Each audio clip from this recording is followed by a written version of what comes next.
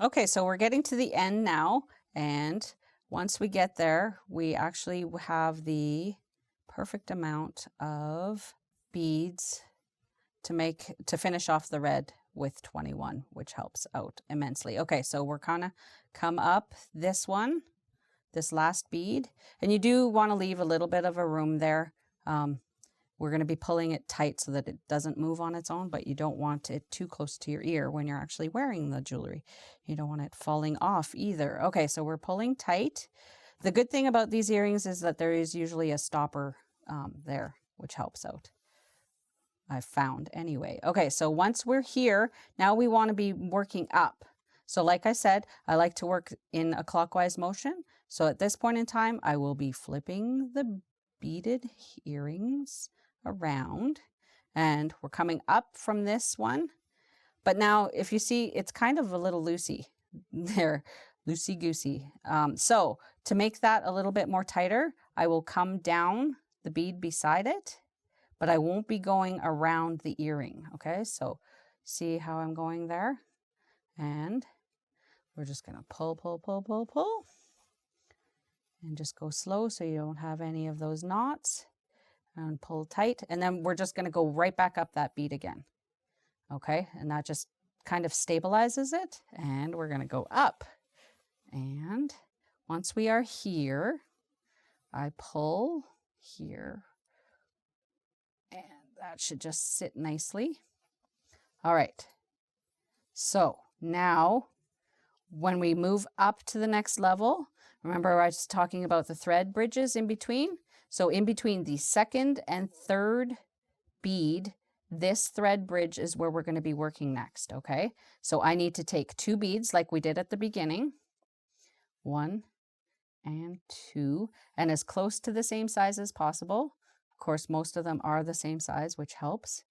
So I will just pull that through and hold them, and they will move all the way down to the bottom. Okay, so now, as we're here, remember this bead here in the middle is going up. This one has to be going down. So what we are going to do is we're working from the back to the front. So between the second and third bead, we want to put our needle in, in between, and this is why I use a light so that I can see that thread bridge. See there? I'm coming just through the thread. I'm not going to go through the earring at all, just through the thread bridge. And then I just pull nice and slow so we don't get any knots. And then you'll see it's this one's starting to move the proper way and that one's starting to move the proper way. So we just want to pull a little tighter. And now because we've gone through that thread bridge, we can just go up this bead and it'll hold it there. But because we are just starting, we want to fix that first bead. So the way we do that is once we pull tight, see he's off just a little bit to the side. We're just going to go down this bead again and pull and pull.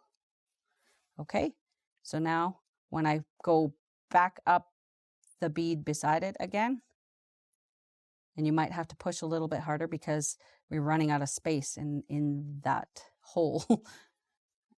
Just gotta pull a little bit. There we go. Okay.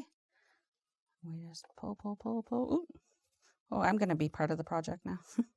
There we go.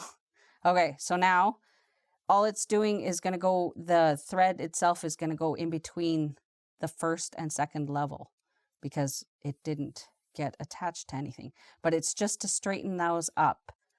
They're not going to be perfect, obviously, but it's because it's the front of the earring, it really doesn't make a difference because it faces, you're going to be looking at it this way, so you won't really notice as much. Just make sure that you're pulling a little bit tighter there. Okay, and then it's just the same pattern. So we grab a bead and we go to the thread bridge in between 1 and 2. Okay, so once we switch to the next color, this is where it gets a little bit difficult. All right. Because we've moved out, our diameter has gotten wider. This is where a little bit of gapping will happen. So when I get to the transition between the two colors, I will show you a little trick to take up that gap. And this is where we're just repeating. Okay, and we'll just go up this bead and just pull. Just make sure you don't get any knots. Nice and slow. See, you can already see there's a little bit of gapping there. It'll work it itself out when we get to the next color. Okay, so in that thread bridge, oop, there we go. So yes, if you do have your own lamp where lighting is very important so that you can see what you're doing. It's helpful. Don't be doing this without good lighting because you don't want to strain your eyes too much. All right, so when you pull it tight, it does move a little bit. There is a little bit of gap there, and that's okay. Once I get this guy on, I will show you when I tighten everything up again.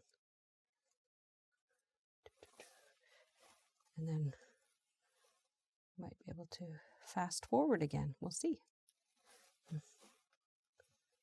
All right. Okay, so I've got a good number on there. So I just wrap it around my finger, come back, and I don't have to go between the first and second bead because I know those are already tight. So I go between the second and third and start tightening it up again. Okay, just pull and pull and pull.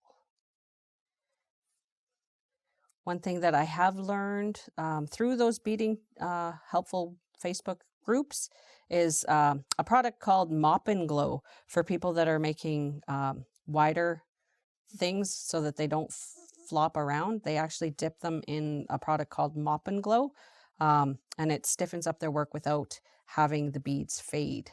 That was the other problem, was your beads can fade depending on who makes them. And these are all things that if you do decide to take this up as a craft or hobby, you will learn the different qualities of beads.